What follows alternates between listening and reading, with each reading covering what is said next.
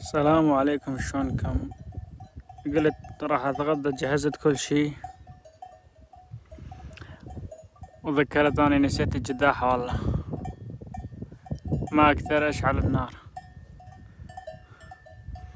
قلت اسوي شاي، هذا اول يوم على اساس اجير على هذا الاغنام. والله نسيت الجذاح.